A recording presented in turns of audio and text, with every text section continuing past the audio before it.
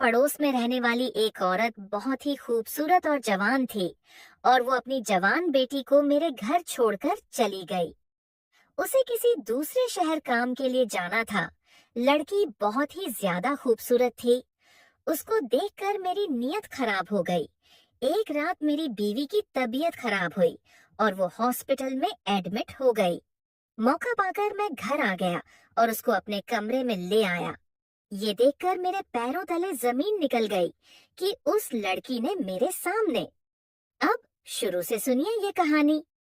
ये पूरी कहानी हमारे घर के बगल वाली गली मेरी पड़ोसन रहती थी और उसका मेरी बीवी के साथ अच्छा संबंध था।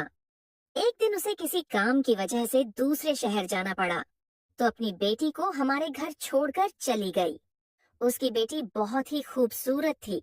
उसकी गोरी रंगत वो निहायत ही खूबसूरत थी। मैं उसकी खूबसूरती देखकर हैरान रह जाता। किसी गरीब को खूबसूरती मिल जाना बहुत ही खुशकिस्मत वाली बात है। मैं उसके हुस्न को देखकर पूरी तरह पागल हो गया।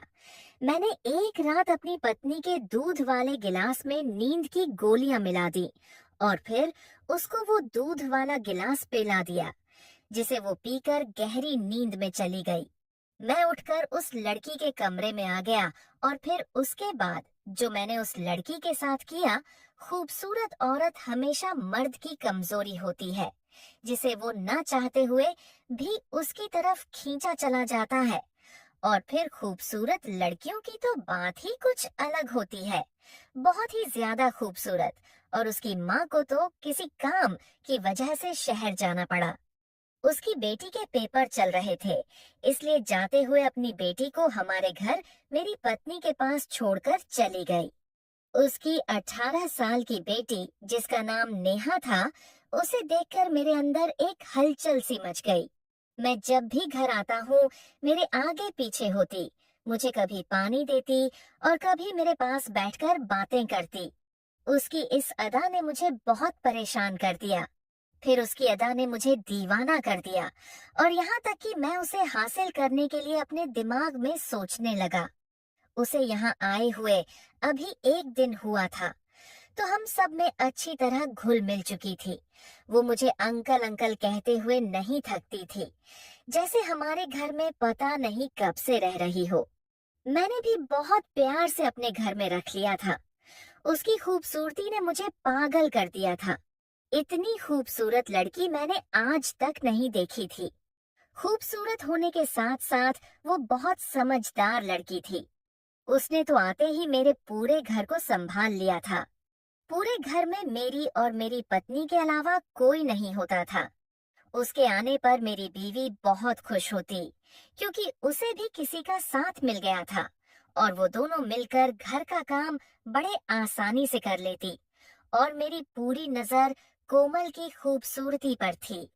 एक दिन मैंने नेहा को चाय लाने को कहा, तो वो जल्दी से उठकर चाय बनाने के लिए किचन में चली गई।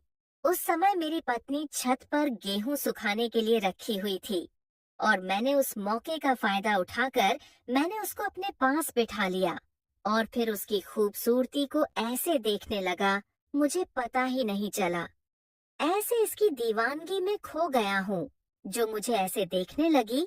पर मैंने ऐसा इजहार किया, उसे कहा कि आज शाम को मैं उसे अपने साथ आइसक्रीम खिलाने के लिए ले जाऊंगा। ये सुनकर वो बहुत खुश तरसते होते हैं और मैंने बस इसी बात का फायदा उठाना चाहा था। थोड़ी देर बाद वो उठकर चली गई और मैंने गहरी सांस भरी। आगे के लिए मैंने अपना आइडिया तैयार करके रखा था। नेहा पीला कलर का सूट पहनने में मेरी पत्नी का हाथ बटा रही थी और उसमें और भी ज्यादा खूबसूरत लग रही थी। वो मेरी पत्नी से कहीं ज्यादा हसीन लग रही थी और मैं चुपके चुपके उसे देख रहा था। वो भी कभी कभी मेरी तरफ देखकर मुस्कुरा देती। मेरी बीवी खाना पकाने में बिजी थी और मैं नेहा को देखने में एक दिन अचानक ही मेरी बीवी की तबीयत खराब हो गई और मैं उसे हॉस्पिटल लेकर गया। लेकिन वहां जाकर मुझे पता चला कि उसे कुछ ऐसी बीमारी है, इसलिए उसको जल्दी ही एडमिट करना पड़ेगा। लेकिन मैं दिल ही दिल में खुश भी था, क्योंकि मुझे कुछ और समय नेहा के साथ बिताने को मिल जाता। लेकिन डॉक्टर ने मुझे हॉस्पिटल से घर आने नहीं दिया और मेरे सारे अरमानों पर पानी फिर गया। अगली सुबह जब मैं नाश्ता करने के लिए घर पहुंचा, तो उसने बड़ी नरमी से मेरा स्वागत किया। वो जल्दी से किचन में जाकर नाश्ता बनाने में बिजी हो गई और मेरे सामने दुपट्टे के बगैर बिना झिझक के घूम रही थी। उसके कपड़े जिस्म पर इस तरह फिट थे कि उसका सारा फिगर अलग ही अलग दिख रहा था। वो बार बार मेरे करीब आती और मैं अपने होश खोने लगता, जैसे उसके आगोश में आ चुका था। अचानक वो मुझसे एक अदा से पूछने लगी कि क्या मैं मौसी की अलमारी खोलकर देख सकती हूँ। मैंने नेहा से कहा कि इसमें पूछने वाली क्या बात है, तुम्हारी मौसी है तो उनकी अलमारी को खोल सकती हो, अलमारी भी तो तुम्हारी मौसी की है, इसमें पूछने वाली भला क्या क्या बात है। फिर एक अदा से वो कहने लगी, फिर मुझे अलमारी की चाबी दो। मैंने जल्दी से अपनी चाबी निकालकर उसे दे दी। वो अलमारी खोलकर अपनी मौसी की एक एक चीज को देखने लगी। फिर उसने अपनी मौसी के सारे सूट निकालकर मुझे दिखाए और पूछने लगी कि आपको उनमें से सबसे ज्यादा कौन सा सूट पसंद है। मैंने नीले रंग के सूट पर हाथ रखा और कहा कि तुम्हारी मौसी पर बहुत ज्यादा जचता है। वो सुनते ही सूट उठाकर कमरे से निकल गई और जब वापस आई तो मैं उसे देखता रह गया। उस सूट में तो वो अपनी मौसी से कहीं ज्यादा हसीन खूबसूरत लग रही थी।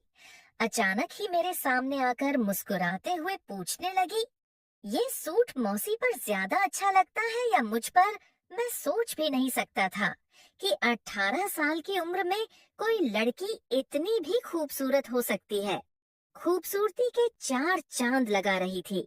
जैसे मैं उसकी तरफ बढ़ता मेरी फोन की घंटी बजने लगी और मैंने फोन उठाया तो डॉक्टर ने जल्दी हॉस्पिटल में आने के लिए कह दिया। मैं तो हॉस्पिटल पहुंच गया। वहां पर पहुंचकर पता चला कि मेरी पत्नी की तबीयत पहले से ज्यादा खराब हो गई है। ये सुनते ही मेरी हालत खराब हो गई और डॉक्टर उसे ठीक करने की पूरी कोशिश कर रहे थे। शाम तक उसकी हालत पहले से अच्छी हो गई तो डॉक्टर ने उसे छुट्टी दे दी और मैं अपनी पत्नी को घर लेकर आ गया। मेरी पत्नी को देखकर नेहा का तो चेहरा उतर गया था। उसने अजीब सी नजर अपनी मौसी पर डाली और फिर अपने कमरे में चली गई। मैंने अपनी पत्नी को कमरे में लाकर लिटा दिया। मैं थोड़ा सा परेशान हो गया। मैंने नेहा को उसकी मौसी के पास जाते हुए देखा था। मैं जानता था कि वो अपनी मौसी से ऐसी कोई बात नहीं करेगी। मैं बहुत खुश था। नेहा के साथ बीते हुए कुछ ही पल मुझे बहुत खुशी दे रहे थे। लेकिन उसके बाद जो कुछ मेरे साथ हुआ, मेरे कदमों तले जमीन निकल गई। मैं और मेरी पत्नी बहुत समय से उस घर में रह रहे थे और हमारी पड़ोसन भी बहुत सालों से हम लोगों को जानती थी। वो गरीब विधवा औरत थी। मेरी पत्नी अक्सर ही उसकी मदद करने के लिए हमेशा से पैसे देती, लेकिन मैं ये कह देता कि मैं कब तक उसकी मदद करूंगा, क्योंकि उनकी समस्याएं खत्म नहीं होने वाली थी। मेरी पत्नी मुझे कहती कि आपके पास तो सब कुछ है, अगर आप उनकी थोड़ी सी मदद कर दोगे तो आपका क्या जाएगा। मैं मनमोजी आदमी था। जैसे एक विधवा औरत अनाथ बच्ची से कोई हमदर्दी नहीं थी। फिर हमारी पड़ोसन अपनी 18 साल की बेटी नेहा के साथ मजबूरी में हमारे घर आ गई। उसकी तबीयत बहुत खराब थी और उसे कुछ पैसों की जरूरत थी ताकि वो अपना इलाज करवा सके। लेकिन मैंने अपनी बीवी को ये कहकर डांट दिया कि तुमने इन गरीबों को सर पर चढ़ा लिया है। इनका जब दिल चाहता है कि पैसे मांगने हमारे घर चले आते हैं। हमने कोई लंगर खाना तो नहीं खोल रखा। मेरी पत्नी के पास जो थोड़े बहुत पैसे थे, उसने उस औरत को दे दिए और अपने तौर पर उसकी जितनी मदद कर सकती थी कि कभी उस दिन के बाद वो औरत हमारे घर पर पैसे मांगने नहीं आई और मुझे बहुत सुकून मिल गया। लेकिन मुझे क्या पता था कि एक दिन मुझे इस बात की क्या सजा मिलेगी। मैंने अपने हाथों से खुद अपनी कब्र खोद ली। नेहा तो उस समय 18 साल की बच्ची थी। उसने मेरी सारी बातें सुनी और इसलिए उस दिन के बाद उसने कभी अपनी माँ को हमारे घर पैसे के लिए नहीं आने दिया। वो बहुत कम उम्र में ही बहुत समझदार हो गई थी, क्योंकि उसके सर पर बाप का साया नहीं था। जब मैंने अपनी पत्नी से नेहा की माँ के बारे में कड़वी कड़वी बातें की, तो नेहा ने खुद सारी बातें सुन ली थी और उसके दिमाग में मेरा एक एक शब्द बस गया था। वो मुझसे इस कदर नफरत करती थी कि वो किसी भी सूरत में मुझे अपना बदले का निशाना बनाना चाहती थी। लेकिन नेहा बार बार अपनी खूबसूरती दिखाकर मुझे अपनी तरफ खींच रही थी, ताकि मैं अपनी हद पार कर दूं। वो बहुत अच्छे से मेरी गंदी नीयत को जान चुकी थी और इसी बात का फायदा उठाते हुए उसने खुद को मेरे सामने पेश कर दिया। रात होते ही मैंने अपनी पत्नी के दूध के गिलास में नींद की दवा मिला दी, क्योंकि मैंने पूरी रात नेहा के साथ बिताने की ठान ली थी। थोड़ी देर बाद मेरी पत्नी को गहरी नींद आ गई और मैं नेहा के कमरे में चला गया।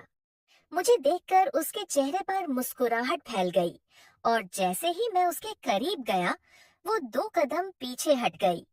मैं अपनी हद पार करने लगा और आगे बढ़ने लगा और वो अपने आप को बचाने के लिए मिन्नतें करने लगी, हाथ पैर चलाने लगी और जैसे ही वो मुझसे आजाद होने की कोशिश कर रही थी, लेकिन मैंने उसको हासिल कर लिया। जब उसके कमरे से निकलने लगा, तो नेहा ने साइड टेबल पर पड़ा मोबाइल उठाकर मेरी तरफ बढ़ाया और ये देखकर तो मेरे रोंगटे खड़े हो गए। उस मोबाइल में मेरी पूरी वीडियो बन चुकी थी, जिसमें ऐसा लग रहा था जैसे मैंने उसके साथ कोई जबरदस्ती की हो। नेहा जिस अंदाज से धक्के मार रही थी, ऐसा लगा था जैसे वो खुद को मुझसे छुड़ाने की नाकाम कोशिश कर रही थी। मैंने हैरानी से नेहा को देखा तो मुस्कुराकर वो कहने लगी, ये वीडियो इस मोबाइल पर नहीं है, बल्कि उसकी माँ के मोबाइल में भी पहुंच चुकी है, और अगर अब मैं अपनी पत्नी के सामने अपनी इज्जत बनाए रखना चाहता हूँ, तो खुद ही उनकी मदद करूंगा। नेहा बड़ी नफरत से कह रही थी कि एक अनाथ बच्ची की मदद करने में तो तुम्हारी जान निकल रही थी और एक अनाथ बच्ची को तुम हासिल करना चाहते थे।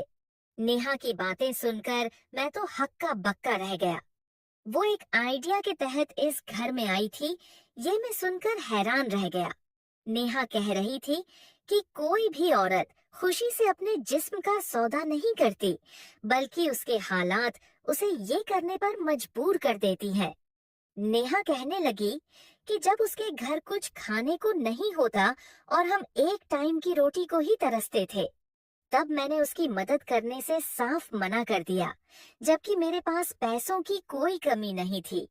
वो कहने लगी कि जब आपको मेरा जिस्म चाहिए था, तो तुम मुझ पर पानी की तरह अपना पैसा लुटाने को भी राजी हो गए।